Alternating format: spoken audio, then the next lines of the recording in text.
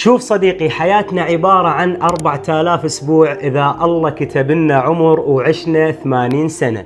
80 سنة تقريبا 4000 أسبوع، يعني إذا وصلت ل40 معناها باقي لك 2000 أسبوع فقط.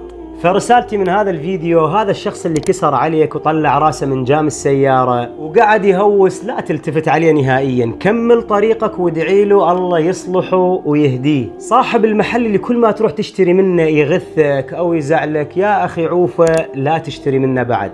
حوار عقيم بجلسة معينة ما بها لا فائدة علمية ولا فائدة عملية، من رخصتكم وغادر.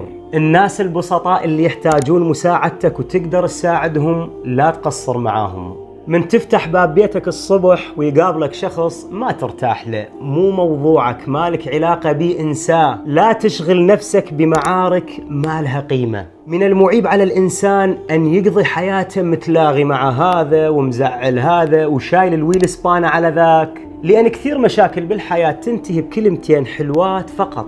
فليش تنهيها بهوسة وطلايب وودي وجيب ويبتلون بيك شيوخ العشائر؟ احنا كبشر كلنا عندنا اخطاء وكوارث، الله ساترنا فقط. فلا تصير ملائكة من تشوف انسان مخطئ. مو صحيح نكون كبار بالعمر وافعالنا الولدنا ما يسووها. راس مالك بهاي الدنيا وقتك وصحتك وراحتك، اشتريهم بأي ثمن. وخلي ببالك دائما الدنيا أصغر من أن تشغل دماغك وتأذي نفسك بلحظة غضب وانفعال ما حسبتها صح. هن كلهن 1000-2000 أسبوع باقي لنا ومودعين. فمصيبة حيل مصيبة كلمة الله لا يرحمه وانت ميت. احذر من ان تصل لهالمرحلة من اذية الناس. يا اخي صير بالعكس تماما، اترك اثر جميل يترحمون بيه عليك الناس ويذكرونك بخير.